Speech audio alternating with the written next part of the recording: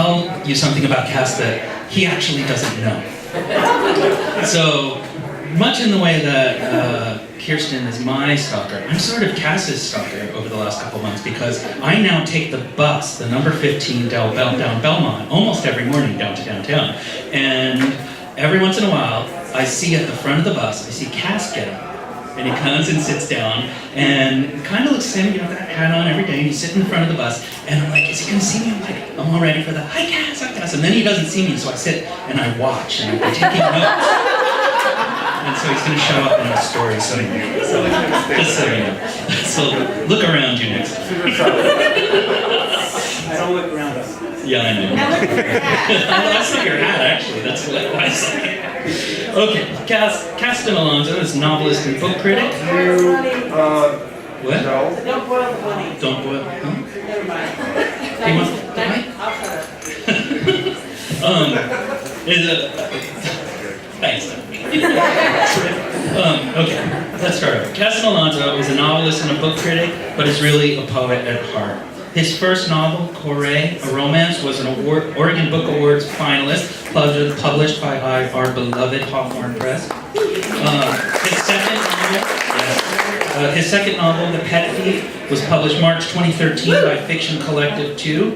Cass is also published in the Portland Mercury, Portland Monthly, The Oregonian, The Oregon, and was a contributor to Citadel of the Spirit, Oregon's sesquicentennial anthology.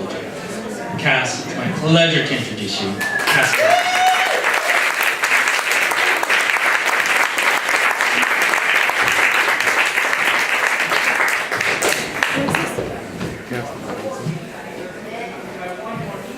Yeah, I just get on the bus and put my head down.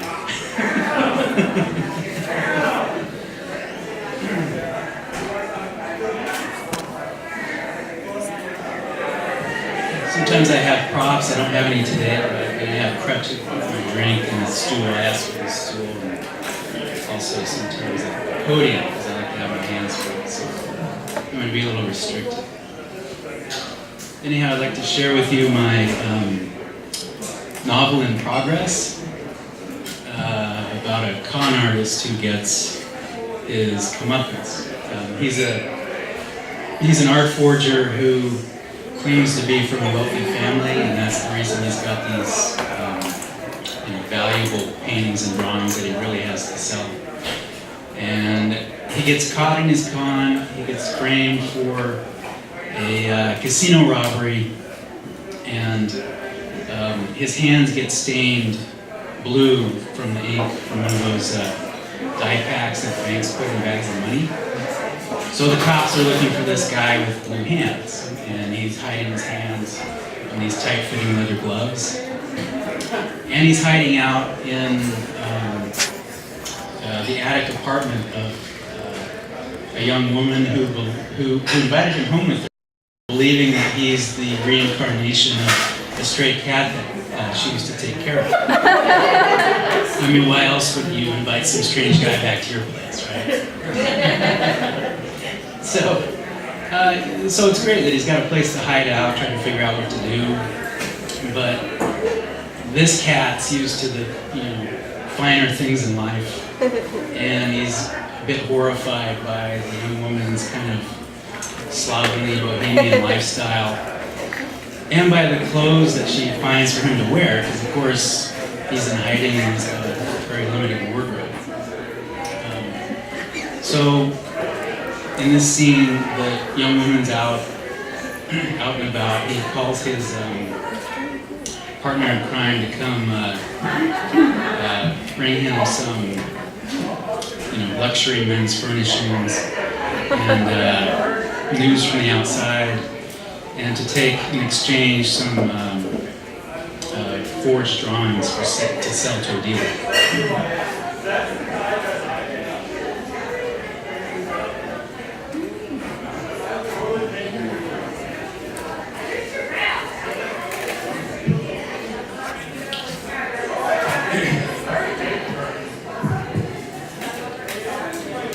Faste fugze fugelman frets. Thin as the sleeve of your smoking jacket. His other mid brandishes the forged quotes. In the goose girl's portfolio, that's it. Fubs's dotted eyes regard the attic trapdoor with the quaking horror of an aspen rooted in melted wax. Or is it Pooh Bear, burnt by previous honey-binging experience?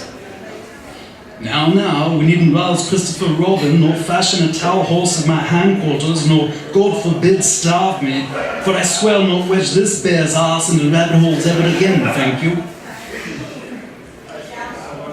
Bubsy worries your sleeve like the teat of a dwarven cow. He bleeds.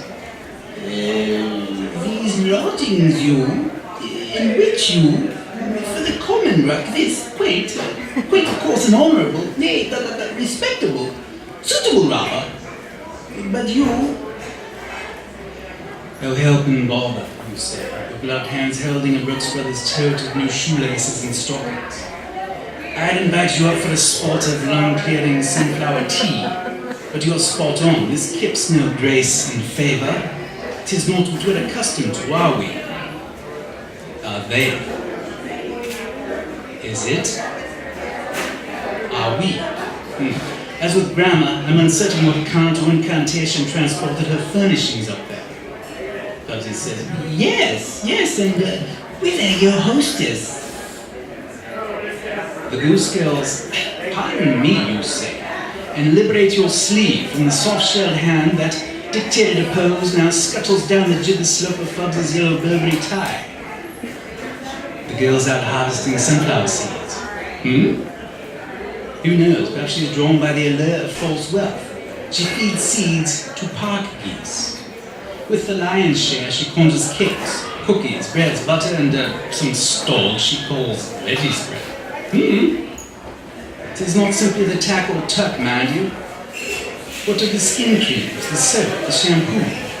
See the shine to my hair? She sings whilst pressing sunflower oil to produce anti-inflammatories, expectorants, diuretics. Her concoctions of exercise the rheumatism from my knee. But don't ask what she does with the shells. Oh dear, why no, why dear. Oh. Yes, folks. Through that trapdoor lies a repository for de-hulled and unhulled confectionery and black oil quinoas. My glove delves into my trouser pocket and produces a spilling of seeds. I say, how they get there, I don't know. You think the bird was a hero of socialist labor with a side order of linen? Holding the portfolio by his fingertips, his buff nails aglow, Fubsy keeps his gravely bulging eyes on the trap overhead. Ah, this, that, all makes more or less sense, what? Does it now? She believes I'm the reincarnation of her ardent feline. Feline? Conrad? Yes, my quizzical ecologic chum that taught his dishy but doughty.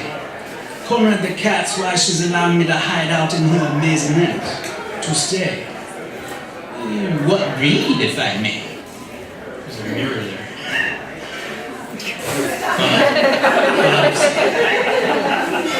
Bubs. Merely inquisitorial, and she, you, well, perhaps a private, not my affair. Beware, she believes I'm another species. But for you, Conrad, wet or dry kibble. Oh, the blind side, very good. The kibble, yes, well, it's neither dry as your jest nor wet as your crest, I say, and rummage the tote. Ah, 2 pair black laces, legs, 45 inches, brilliant. Copper aglets, interesting. And the hosiery, a month's rations. Silk and cashmere, mid and over the cuff. Plain black, red, tonal side panels, conservative yet appealing. A tone, argyle, window pane, bird's eye, herringbone, pin dot, tattersall, houndstooth, dress dot, sartoria. Oh dear, stripes upon stripes. Monte Carlo, Elba, Gisato, Vivace. False smoke, my friend. Happy as sandboys we.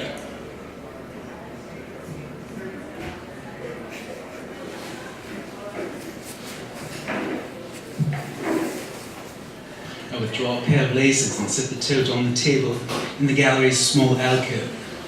Eager as a tufted titmouse, I perch on the alcove bench and slip off my laceless left oxford. I shudder as the copper aglet pierces the left lowermost eyelid. I say, few minor details outshine the brilliance of European lacing. Cross, down, skip. So, what's the word, folks? Have I a ticket of leave? Cross, down, skip. From this antic attic? Or must I continue to lie doggo? Bubsy places the portfolio on the alcove table and comes to berth on the bench. Thick fingers twine of a potted belly. He wheezes. Were he the first Henry of England imitating some bloated, self-playing accordion? His swan song, an ode to lamprey pie. That killer of kings. So, says Fox, the word, as we, you and I, concerned, perhaps not pictorial enough a word?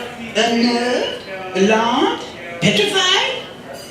Fuzzy eyes man dexterously shoelacing gloves. Your blue hands, the authorities, yes. You, a fugitive, a confidence man. Your string of aliases, warrants, charges, all points, armed and dangerous, a veritable peacock on display. Bah, I say. I've been fit a title, right? And look what their lascivious rumors have done. I've laced the wrong eyelid.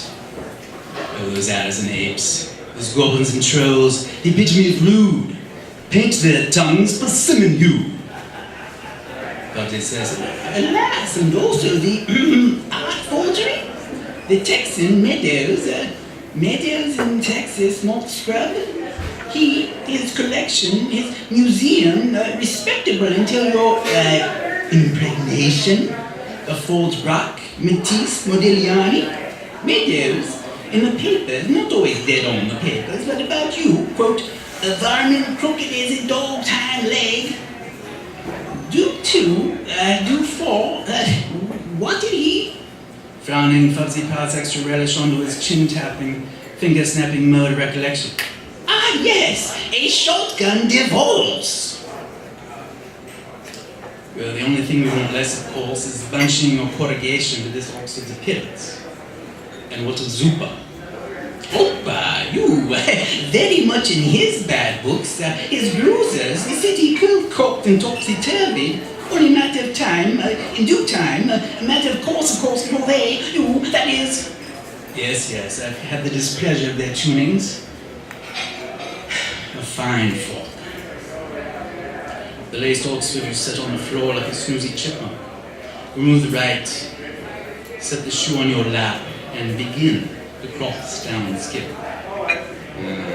Lacing shoes, thigh on thee, Nancy, put things repast, while naught but a dancing bare boundary stake, fade got you on a piece of string, a millstone about your neck, burning sticks about you, nay, beneath the water-filled cauldron in which you stand, ember and flame, gridiron and guillotine. Oh, says Fox, forgetful me, the scandal sheets, yeah, the Goose Girl's a rabid subscriber, Crosstonskip. I know what you likely blunder, basement rumor, hearsay.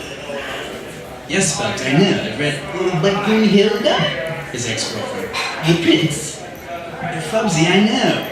A fairy tale once upon again. Me, my chills. Fugelmann, jetzt reicht's der Bär. One dainty black Ouijan kicks its surprise, says Fubs. Enough, yes, story, quite enough, if only because we have nothing left to the end of the story, yes? Probably after, perhaps? Perhaps in the pudding club? Sorry, yes, oh, very much so. Yes, of course you are, sir. My friend, all this bother is why you must sell the Corbett's place. Game, certainly, yet uncertain, trepidatious. I raise my feet, showing orange. As I said, the dealer turned me away. "'Twas your socks," he told me. "'Twas." The little Dickens. Yes, but I a buyer, not a seller. Now don't make a meal of it, Fubbs, I say. as I remove the offensive hairs. Selling to dealers is easier than fruit in a bowl. This lemon, the exception to the food. I rub my feet together, presto, agitato, dispersing shameless buzz like a cricket chirping at a platoon rivals. From the tote, I fetch the vivaces. Bah, love and a puzzle, I say. Would I had half the wardrobe of the mannequin piss.